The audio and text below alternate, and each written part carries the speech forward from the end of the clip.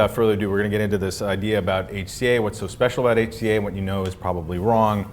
The takeaways and conclusions slide, we're going to hit on all these. Hopefully you'll be convinced by the time we get to the end of this presentation. We hear a lot about HCA being the best operator, and we sort of set the goal of, on the background here, we already have a reasonably bearish view on volume, on healthcare, relative to the S&P 500, on volume overall, on spending in the aggregate for 17 and beyond, as we taper out of this ACA period with massive government stimulus and increase in insured medical consumers.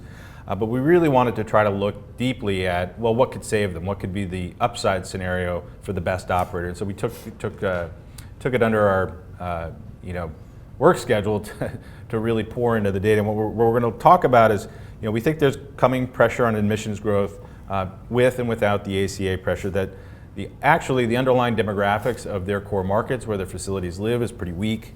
It's going to cause some payer mix problems going forward. We see that they have fairly compressed net pricing and cost per admission. We think that's a really tough place to manage costs from. So therefore, as volume slows, we think that's going to be an incremental problem for them to find additional cost savings.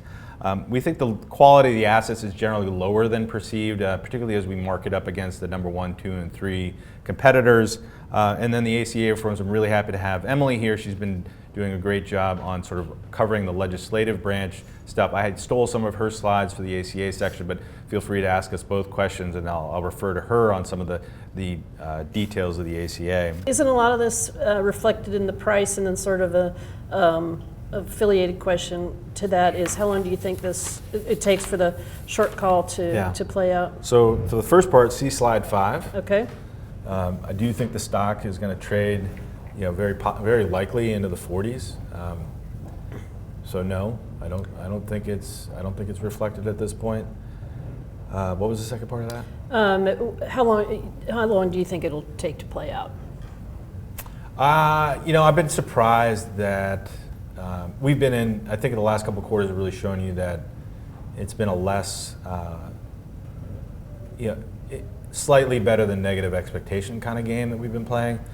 But I do think, Q4, Q1, annual guidance, somewhere in there in that 6 months, giving up the ghost that way. I mean, I don't see how they can talk positively about 17 and by default 18. Mm-hmm. It's going to be, again, it's the narrative. It's the pablum of the best operator. Okay. Healthcare is defensive. I think that's not right, and I think people will give that up because when they see great gobs of EBITDA evaporating, it's like, what multiple do I pay for this?